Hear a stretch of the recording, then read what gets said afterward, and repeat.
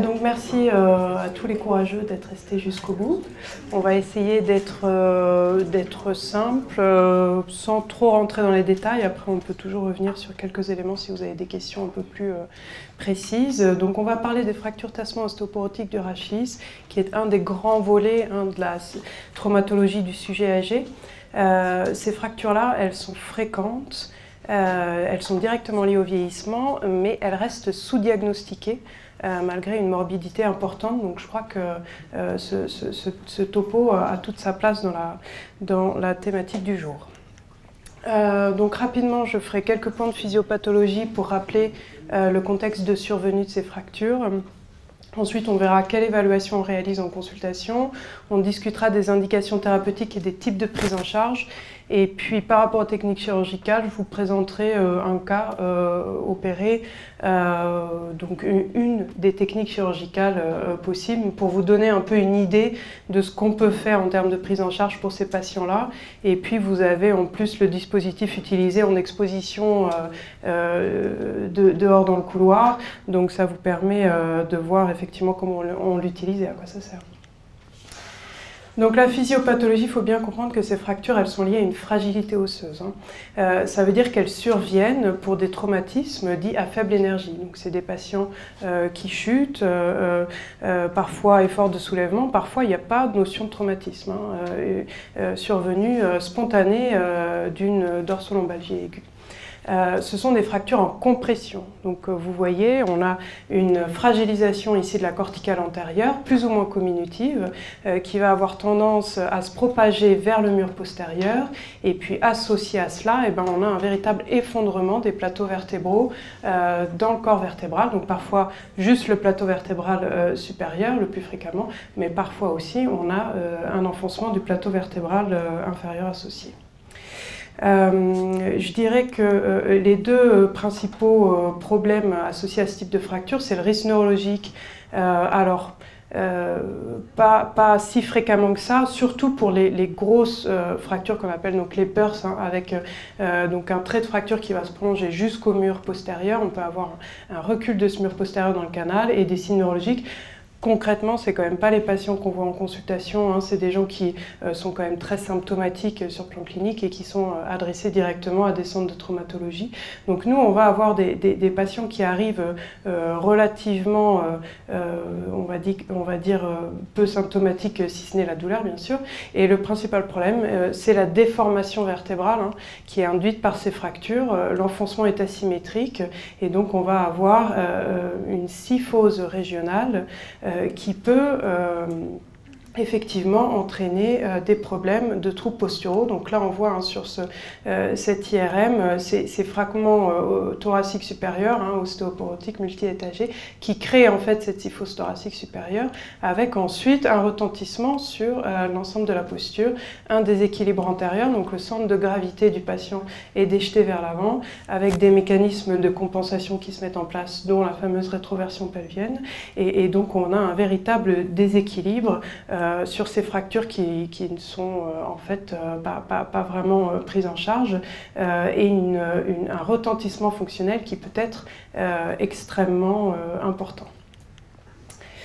Donc fractures fréquentes, oui, parce qu'elles sont liées à l'âge et que, comme on l'a vu à plusieurs reprises au cours de cette journée, la population française est une population vieillissante et la proportion des plus de 65 ans dans la population générale ne cesse de croître. Donc le vieillissement du rachis, Jean-François nous en a bien parlé, il est multifactoriel et en principe, chez ces patients, on a une atteinte globale de l'appareil locomoteur, c'est-à-dire que les articulations s'usent, les muscles se transforment en graisse, la vue, l'équilibre se détériore et on a effectivement une fragilité osseuse qui apparaît. Et donc tout ça entraîne des troubles posturaux et en fait c'est le cercle vicieux du risque fracturaire avec des troubles posturaux qui entraînent des difficultés à la marche, un risque accru de chute et donc un risque accru de fracture. Donc la masse osseuse, c'est le principal déterminant de la solidité mécanique de l'os. On sait qu'elle évolue avec l'âge. Donc on a une augmentation progressive dans les premières années, un pic qui se situe aux alentours de 20 à 30 ans, et puis à partir de 50 ans, une décroissance progressive dans les deux sexes qui est liée, en fait, cette décroissance à un dérèglement de la balance qui régit le fonctionnement des cellules osseuses. Donc vous savez que l'os est une matière vivante en constant remodelage, on a des ostéocytes qui synthèsent et des ostéoclastes qui vont résorber, et donc avec l'âge, cette balance a tendance à se dérégler. On a des ostéoclastes qui deviennent prédominants sur le plan de l'activité, et donc un os qui perd en qualité, à la fois en termes de masse et aussi en termes d'architecture. Donc c'est ce qu'on appelle l'ostéoporose, liée à l'âge. C'est une maladie qui est systémique. Et que l'on évalue de façon un peu imprécise avec un examen qu'on appelle l'ostéodensitométrie, imprécise parce qu'on ne va pas vraiment mesurer la masse osseuse, on mesure une densité minérale osseuse. Alors c'est quoi la densité minérale osseuse? En fait, c'est la quantité de calcium qui est contenue sur une surface scannée. Donc c'est une mesure surfacique, et c'est vrai qu'on a des approximations. Ça nous permet quand même de bien catégoriser les patients. Comment ça fonctionne? On sait que cette DMO elle a une répartition, une distribution gaussienne dans la population générale. Donc à l'échelle individuelle, on peut l'exprimer en termes d'écart-type. Et donc vous connaissez tous ce fameux T-score, qui est une mesure de l'écart-type avec une ostéoporose qui est fixée à un seuil inférieur. Donc le seuil est de moins 2,5, et donc tout ce qui se trouve en dessous, une DMO inférieure à moins de 5, définit l'ostéoporose. Donc cette ostéoporose, elle est fréquente. On estime qu'une femme sur 3 après la ménopause va être concernée par ces problèmes d'ostéoporose. Elle a été déterminée comme problème de santé publique par l'HAS et l'OMS, en particulier du fait de la fragilité donc, osseuse qu'elle induit et du problème de risque fracturaire associé. Donc quand on est face à une fracture vertébrale à faible énergie, il faut suspecter une ostéoporose, et on a une indication indiscutable à prescrire ce bilan d'ostéodensitométrie.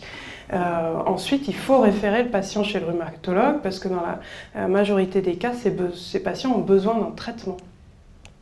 On sait que une fracture vertébrale va augmenter le risque d'une fracture itérative, donc d'une deuxième fracture vertébrale d'un facteur 4.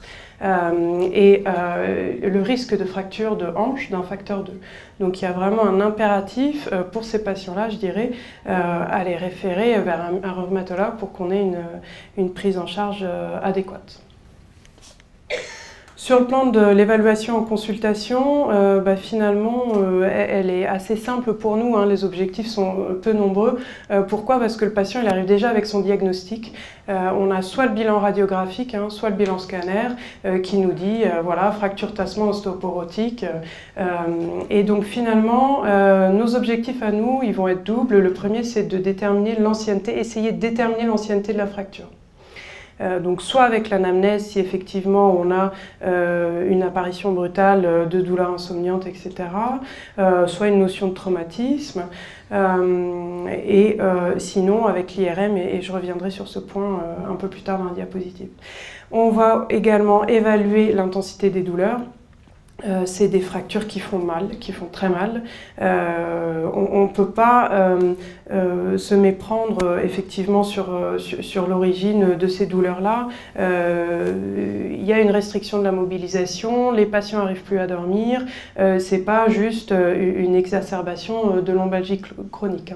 Donc il faut être un peu attentif à ça. L'évolution des douleurs, parce que normalement et dans la plupart des cas, en 3-4 semaines, ces douleurs fracturaires, elles spontanément, elles s'améliorent. L'examen neurologique, bien sûr, parce qu'il ne faut pas méconnaître un déficit neurologique sur ces fractures-là, en particulier pour les lésions de la charnière thoraco-lombaire. En pratique, les patients qu'on voit en consultation ont un examen neurologique normal. Ça ne nous empêche pas de rester systématique et de rechercher ce type de symptômes. Le bilan lésionnel, eh ben on les accueille avec leur bilan radiographique. Sur cette radio, qu'est-ce qu'on fait? Eh bien, on va déterminer le type de fracture. Hein, donc il y a des classifications, je vais vous les montrer rapidement. Ce qui nous intéresse, c'est effectivement d'être sûr qu'il n'y ait pas d'atteinte postérieure associée, donc de signes indirects d'instabilité de cette fracture. Donc peut-être que je vous les répète, ces signes, alors il y en a beaucoup, mais en particulier, on vérifie qu'il n'y ait pas d'écart interépineux pathologique ou de décoaptation des articulaires. Et puis ensuite, on va s'intéresser à l'importance de la déformation vertébrale et je vous montrerai comment on calcule une angulation régionale traumatique qui va être un des facteurs déterminants dans l'arbre décisionnel pour la prise en charge thérapeutique.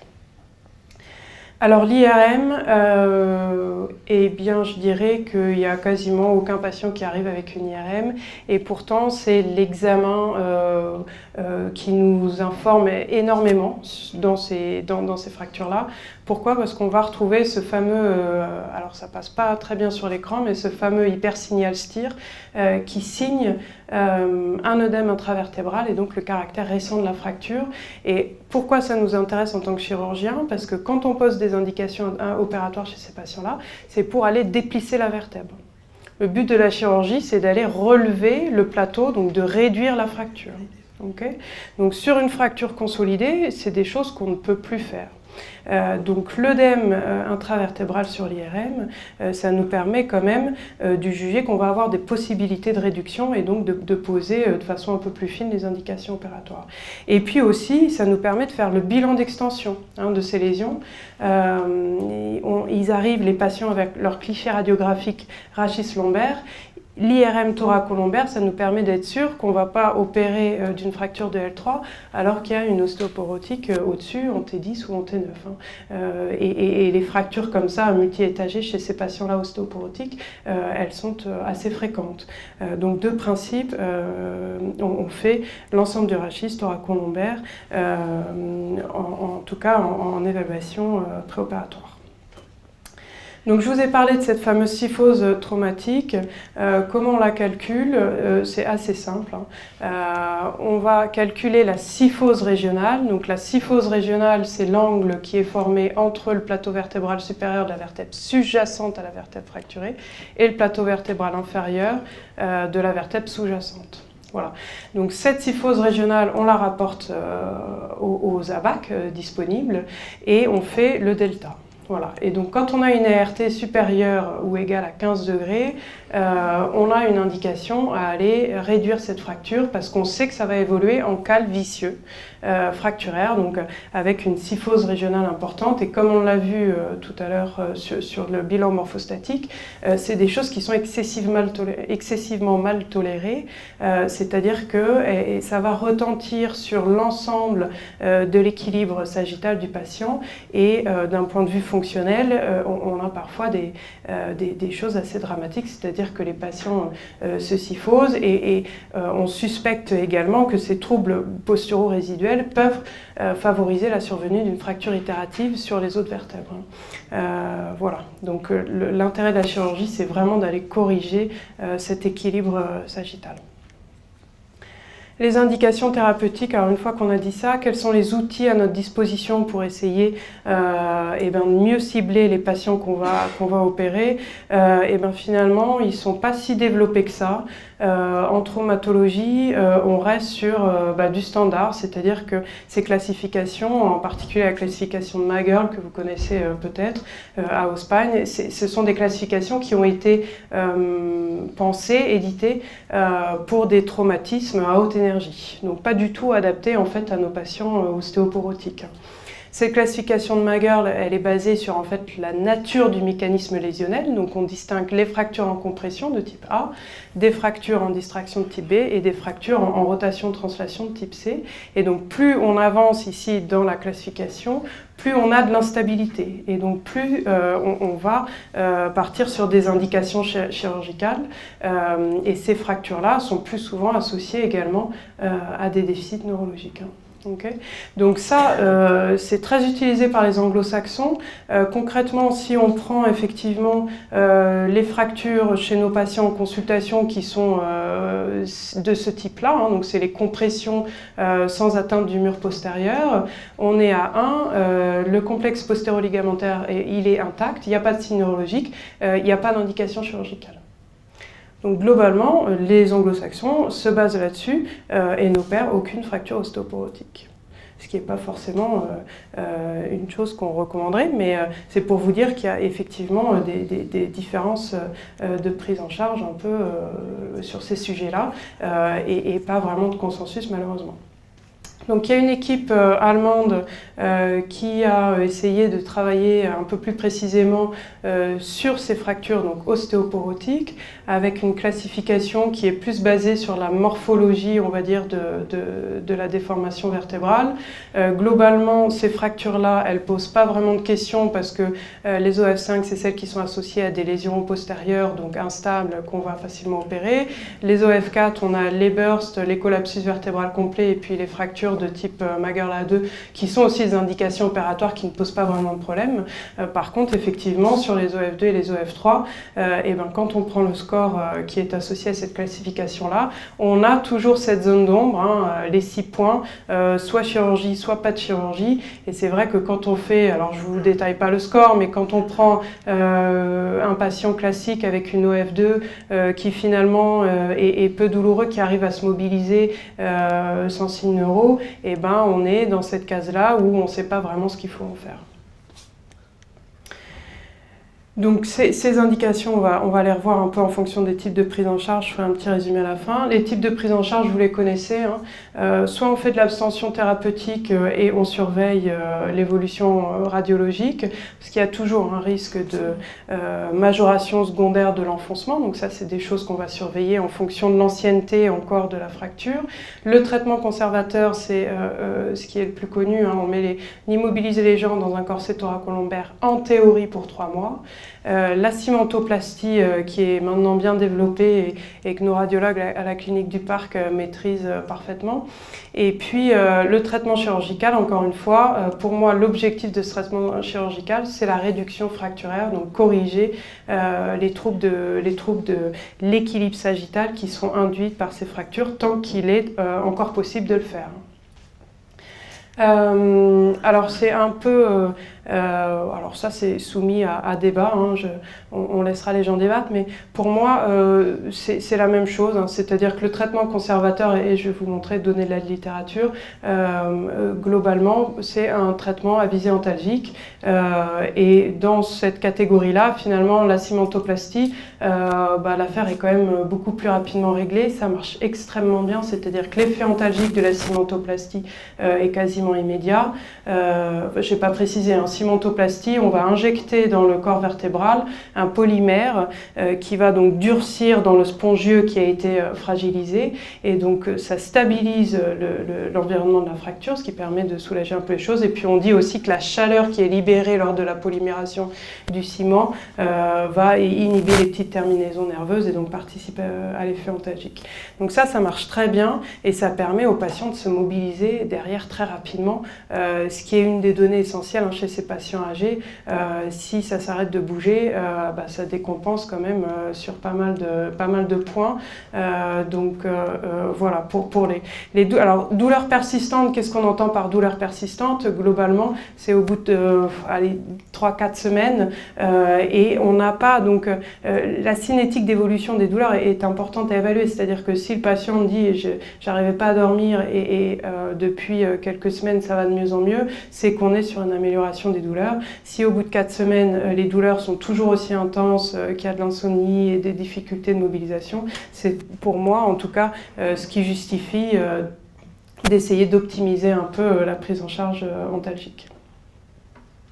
Donc ces données sur le traitement conservateur, voilà, les anglo-saxons sont assez réticents à utiliser ces orthèses. Globalement, ce que nous dit la littérature, c'est qu'on n'a pas de bénéfice en termes de prévention biomécanique, ni du risque de majoration secondaire de l'enfoncement, ni du risque de fracture itérative. Alors quand on sait ça, c'est vrai que on considère que cette immobilisation-là, elle a principale vocation de soulager un peu les douleurs. Après 3 mois de corset ou une cimentoplastie, globalement, on essaie de les orienter plutôt vers une cimentoplastie.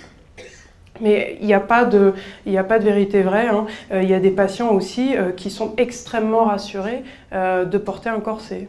On leur a dit qu'il fallait être immobilisé, ils sont persuadés qu'ils en ont besoin. On ne va pas leur refuser le port du corset si effectivement ils se sentent bien avec et que ça les soulage et que ça permet effectivement de les rassurer et de se mobiliser malgré leur fracture. Donc la cimentoplastie, voilà pour le résultat radiologique. Donc 2 catégories de patients, je dirais, pour cette cimentoplastie. La première, c'est les patients donc avec pas de déformation vertébrale et des douleurs persistantes. Alors ça, c'est facile. La première fracture ostéoporotique du rachis, on les envoie chez le radiologue et l'effet antalgique est encore une fois quasiment immédiat. Et je dirais que la deuxième catégorie de patients, c'est celle-là. Alors ça, c'est des patients qu'on voit également de plus en plus. Ostéoporose fracturaire, non traitée. Poursuite d'une corticothérapie au long cours, et on commence par une, et puis voilà, ça s'étage. Et ces patients-là, on est déjà en fait dans une situation où les solutions chirurgicales, il n'y en a pas beaucoup, et on finit par avoir du ciment dans chaque vertèbre.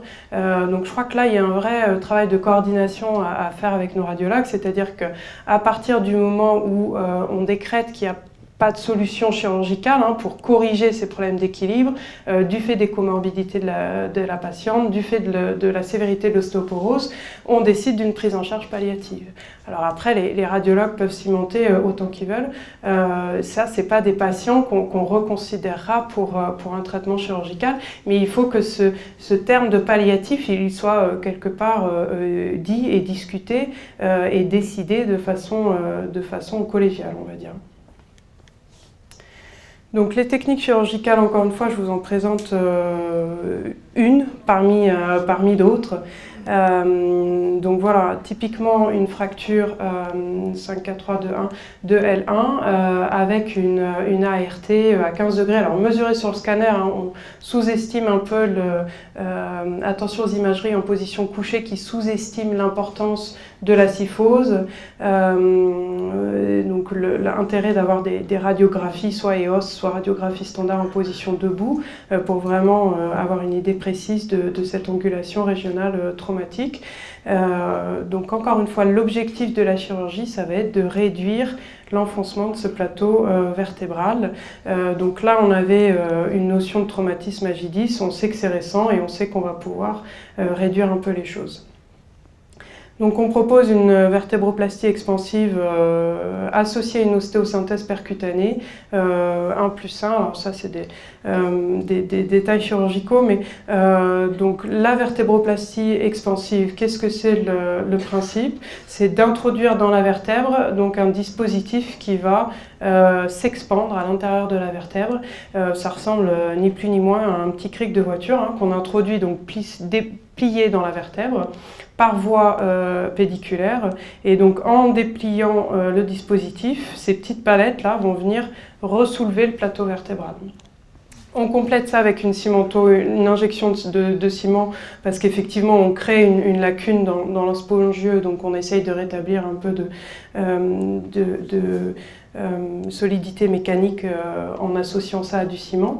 Et puis l'ostéosynthèse, ça va être de protéger cette réduction par un cadre, donc des vis au-dessus et en dessous, qu'on va introduire par voie percutanée. Donc je ne sais pas si vous êtes tous familiers des techniques percutanées, mais effectivement ça nous permet de faire des petites incisions, comme vous le verrez sur les photos, et de limiter, surtout chez ces patients âgés comorbides, les problèmes d'infection post-opératoire et toutes les complications qu'on peut avoir sur des abords standards où on fait des grandes incisions et où on désinsère les muscles, etc. Donc le matériel, il est là, des vis, le spine jack, donc c'est ce fameux dispositif. Et puis là, ce que vous avez là, c'est les jamshidi, donc c'est des trocars cannulés qu'on va introduire dans les vertèbres et qui vont nous permettre de mettre des broches dans les pédicules et de travailler sur ces broches. Donc les vis percutanées, elles ressemblent à ça. Globalement, ce qu'on va laisser dans le patient, c'est cette partie-là. Ça, c'est des extensions donc, qui vont nous permettre, vous allez voir, ça dépasse en cours de la chirurgie et ça va nous permettre de faire un canal de travail pour passer les tiges également en percutané et verrouiller le montage avec des écrous. Une fois que tout est positionné et verrouillé, et ben, on vient casser les ailettes ici pour effectivement enlever la partie qui dépasse. Donc c'est une chirurgie qui se fait sous anesthésie générale, contrairement aux cimentoplasties faites par les radiologues qui ne nécessitent pas d'anesthésie générale. Donc là on est obligé d'endormir les patients. Je ne pense pas qu'on puisse faire de réduction fracturaire sans faire d'anesthésie générale. Après tout peut se concevoir. Sous contrôle scopique. Alors ça peut évoluer aussi, hein. Encore une fois, on a quand même maintenant la neuronavigation, etc. Donc je pense que ces techniques-là vont être amenées également à se perfectionner au cours des années. Et donc le but, ça va être d'aller cathétériser les pédicules qu'on voit ici hein, sur une vertèbre de face pour pouvoir mettre les vis. Alors on commence par les vis, pourquoi? Parce qu'on va pouvoir comme ça remettre ces vertèbres-là, donc celle du dessus et celle du dessous dans la bonne position, ce qui va par effet de ligamentotaxis et par action sur les disques nous mettre dans les bonnes conditions, déplisser déjà un peu la vertèbre pour qu'ensuite on n'ait plus qu'à relever le plateau et que les choses soient faciles. Donc voilà comment on fait, le petit cathéter qui avance dans le pédicule. Donc là on a le bord interne du pédicule, et ben on prend garde à ne pas enfoncer le cathéter au-delà de cette limite parce que sinon on est dans le canal vertébral. Donc ça c'est des choses qu'on fait de façon régulière au bloc. Et donc vous voyez les 4 trocars qui sont en place. Sur ces trocars là on met des broches, on enlève ensuite les trocars, donc vous voyez les broches dans la vertèbre. Et ensuite on va pouvoir sur ces broches descendre les vis qui sont donc des vis cannulées qui vont, vous voyez ici, donc ça c'est le tarot préparer l'emplacement de la vis, mais ensuite on met la vis, donc cette vis elle va glisser sur les broches, et donc vous voyez à la fin les 4 systèmes d'ailettes, des vis qui dépassent, et donc qui vont nous permettre ensuite d'introduire la tige par l'une des incisions des vis. Okay, donc ça nous permet effectivement de faire du percutané, c'est-à-dire qu'on n'a pas à ouvrir complètement ici le dos du patient pour mettre en place le montage, et on va se servir de ces 2 tiges pour venir réduire, comme c'est des vis monoaxiales, ça c'est un peu des tailles de technique chirurgicale, mais on va pouvoir, en réduisant les vis sur les tiges, venir déplisser, commencer à déplisser la vertèbre. Une fois que le montage est en place, qu'on l'a verrouillé avec les bouchons, on casse les ailettes et donc on se retrouve avec une ostéosynthèse, 1+1, qui a été faite par 4 petites incisions. Donc, arrivé là, on n'a fait que la moitié du travail. Il nous reste la vertébroplastie expansive à faire sur la fracture de L1. Donc, même principe, on cathétérise les pédicules, on passe à l'intérieur des tiges. On passe les broches, on fait de la place sur la broche à l'aide d'un tarot qui est là. On se met bien dans l'axe de l'enfoncement du plateau pour pouvoir faciliter la réduction de ce plateau. Et donc une fois qu'on a fait ça, on introduit ce fameux dispositif ici, qui, vous voyez, va venir se localiser juste sous l'enfoncement du plateau et qu'on va ensuite déplisser. Donc il suffit de tourner la molette ici pour déplisser le petit cric. Et on voit, alors désolé de la qualité de l'image scopique ici, mais on voit le plateau qui progressivement, alors on fait ça lentement, un peu à droite, un peu à gauche, mais progressivement le plateau se relève. On enlève le dispositif et une fois qu'on a complété la réduction, le ciment est là. Le ciment, on le prépare à l'avance, j'en profite pour rebondir sur ce petit détail technique. On le prépare à l'avance, il vaut mieux, et on a 2 heures, une fois qu'on a reconstitué le ciment, pour l'injecter. Donc on a un peu de temps et en général, il faut mieux le préparer à l'avance pour qu'il soit à bonne consistance, on va dire, une fois qu'on est prêt à l'injecter. Donc la consistance du ciment, elle est très importante. Je ne sais pas si vous en avez entendu parler, c'est aussi un petit détail technique, mais si c'est trop liquide, il y a des fuites possibles, et en particulier ces fameuses embolies au ciment, qui sont une des complications assez embêtantes des cimentoplasties, et qui sont maintenant devenues quasiment exceptionnelles, parce qu'on sait qu'il faut attendre un peu avant d'injecter, utiliser un ciment à haute viscosité, et puis on adapte notre pression, c'est-à-dire qu'il ne s'agit pas de pousser sur le trocar à toute vitesse, hein. On fait ça doucement pour qu'effectivement on n'ait pas de risque ni de fuite ni d'embolie. Et donc on voit hein, l'injection on voit le ciment, hein, c'est un ciment radio-opaque qui vient remplir le dispositif. Voilà le résultat post-op. Donc on obtient effectivement une réduction qui est très satisfaisante, hein. On a presque redonné une morphologie normale à la vertèbre. On passe d'une ART à 15 à une ART qui est quasiment 0.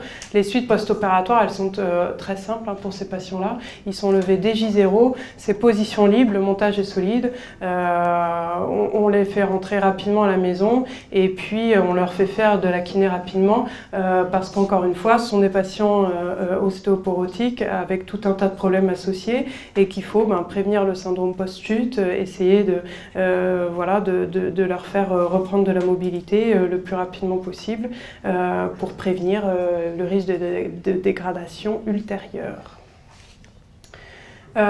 Donc en conclusion, on est encore un peu sur une absence de consensus en termes de prise en charge. Là, je vous ai présenté une des techniques disponibles. On peut faire de la vertébroplastie expansive sans ostéosynthèse, hein, en particulier chez les gens extrêmement ostéoporotiques. On est un peu réticent à mettre des vis en cadre. On a aussi maintenant des vis cimentées. Donc c'est des vis qui sont fenêtrées, qu'on peut également cimenter, ce qui est censé augmenter un peu la tenue, on va dire, de la vis dans l'os. Et puis pour les fractures avec signe neurologique, pour les bursts où on a besoin effectivement de fournir un vrai support de la colonne antérieure, la place des chirurgies ouvertes, des techniques standards, on va dire, reste tout à fait évidente, hein. Les indications de ces fractures-là posent pas vraiment de problème. Le problème, c'est un peu la zone grise de ces patients qu'on voit en fait nous à notre consultation, hein, parce que les autres sont directement pris en charge en CHU ou en centre de traumatologie. Il ne faut pas sous-estimer l'importance de la morbidité engendrée par les déformations rachidiennes, hein, séquelaires, toutes ces histoires de déséquilibre antérieur. Encore une fois, chez ces patients-là, quand ça commence, on est un peu dans une spirale infernale et donc il faut agir rapidement. Il faut qu'on les voit tôt, ces patients-là. Vous vous imaginez bien que quand on voit des fractures vertébrales à J30, on n'a plus possibilité de les redresser. Donc là, il y a aussi peut-être un travail à faire sur les réseaux d'adressage, éduquer les patients aussi, hein, parce que c'est parfois les patients qui laissent traîner, j'ai un peu mal au dos. Encore une fois, ces fractures-là, on les reconnaît, les patients n'arrivent plus à dormir, ils sont quand même excessivement douloureux, donc peut-être effectivement dire aux gens de plus de 50-60 ans, une dorsolombalgie aiguë invalidante nécessite au minimum une évaluation chez votre médecin généraliste, et puis ensuite à vous de juger de l'indication ou pas du bilan radiographique, mais effectivement, il y a encore une fois une grande partie de ces fractures-là qui sont sous-diagnostiquées. Donc on a des efforts à faire là-dessus, et surtout compte tenu de l'augmentation de la fréquence de ces fractures. On va en voir de plus en plus. Et puis, traiter l'ostéoporose du sujet âgé. Je pense qu'il y a quasiment 50% des patientes que je vois à ma consultation qui arrivent avec une ostéoporose connue, non traitée, avec des lésions fracturaires multi-étagées. Et les gens ne sont pas forcément ultra motivés pour se faire traiter de leur ostéoporose. Donc là, pareil, hein, éduquer les patients, leur dire qu'au bout d'un moment, en fait, on n'a plus de solution chirurgicale, on se trouve dans une véritable impasse thérapeutique avec des gens qui se retrouvent pliés en deux et pour lesquels voilà, le corset est mal toléré, la chirurgie, il n'en est pas question. On peut faire du palliatif avec des cimentoplasties multi-étagées, mais c'est loin d'être le traitement idéal quand on sait que la cause de tout ça, c'est une maladie qui dispose d'un traitement. Voilà, sur ce, merci de votre attention et je reste à votre disposition pour les questions.